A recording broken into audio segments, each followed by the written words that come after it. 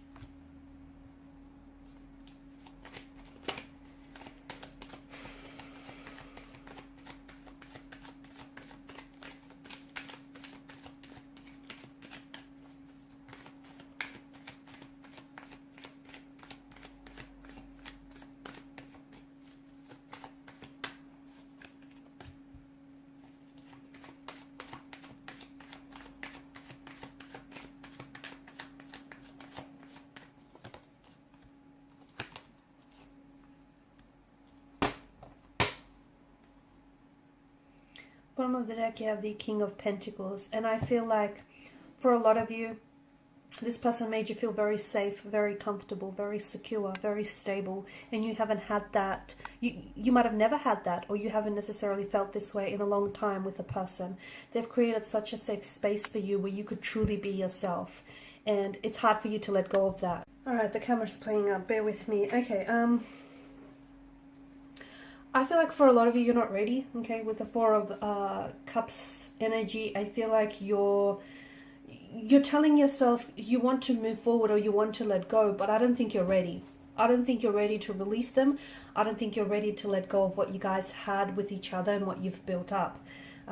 There may have been someone else that has come in between in the way of your connection here, therefore making this separation or making this disconnection involuntary. Okay, so it's not like it may have been another person, it may have been something else, like their I don't know, habitual addictions or their patterns, their behavior here. Okay, it may have been something that I feel like has kind of has wedged itself between you and this person. It's created this separation. So it wasn't like it was your choice to move on from this person. It's almost like you find yourself having to drag yourself away from this energy or this person purely because it wasn't healthy. It just wasn't, something here didn't necessarily go the way that you had envisioned it to be. And with the Four of Cups energy, it just feels like you're not ready to move on from them. You're not ready to let go. And I don't think you've made up your mind to do so. I think once you make up your mind to do so, okay, you're governed by air energy here, mental energy. I feel like once you make up your mind, then there'll be no stopping you. Like wild horses won't even be able to drag you away from this. But your mind's not made up, hence why you haven't been able to let them go. A part of you is still holding on because you want to hold on, because you want to hold on to what the two of you had, to what the two of you built, and truth be told, you're just not ready. And if you're not ready, you're not ready. People can come along and they can force you and they can offer you all the advice that you want, but you're not in that space to do so. Not the emotional, not the mental, not the physical space. A part of you is also expecting for this person to come back into your life, okay?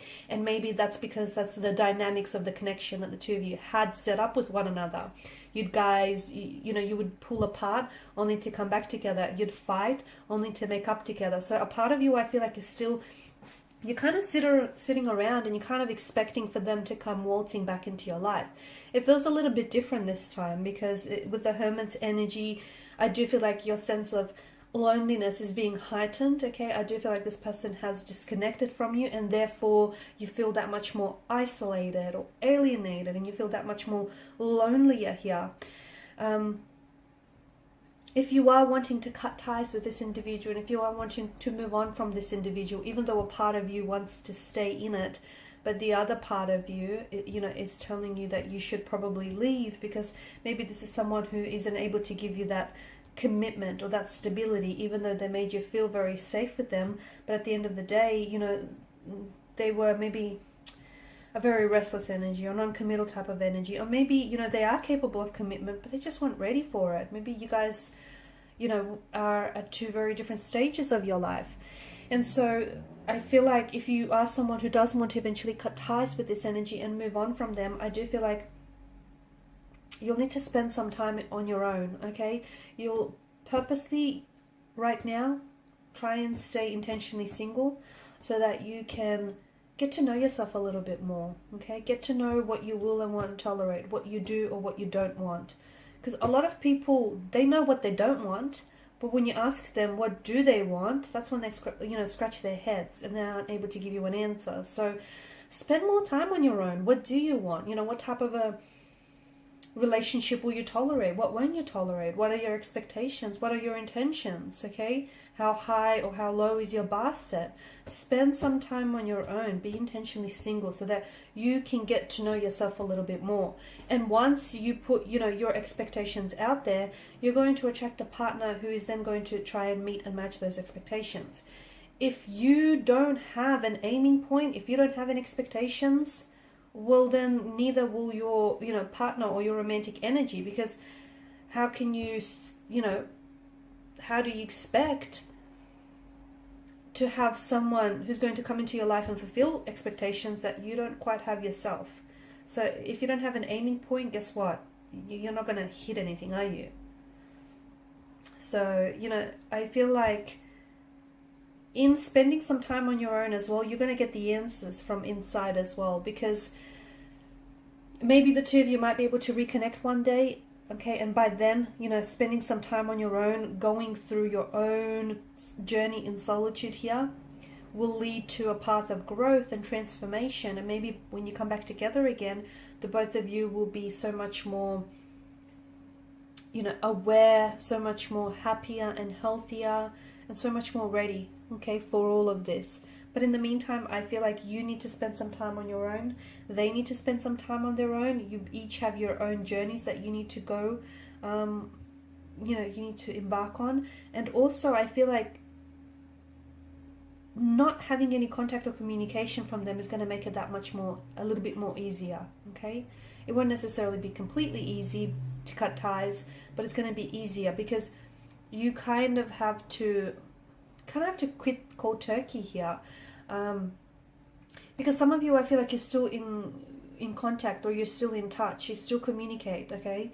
Maybe not on a frequent basis, and I think that's what's helping you still stay attached or still stay connected to this person. I feel like that's what's sort of making it hard for you to really move on from them. So it's just that communication, you know, you guys still talk, you guys still communicate, or even if it's not communication, maybe some of you are like spying on them on a social media platform. What's that doing? You know, how is that benefiting you, especially if this is someone you want to cut ties with? You know, you're putting yourself through some unhealthy or negative emotions by doing that. So cold turkey is the way to go. And if you're not ready to do that just yet, then don't force yourself, because it's not going to work. It's only going to backfire in the end.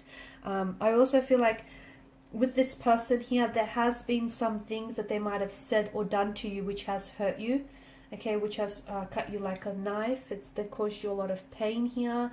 They've caused a lot of turbulence in your relationship. This inconsistent energy here, this, you know, undecided kind of energy here, this imbalanced kind of energy.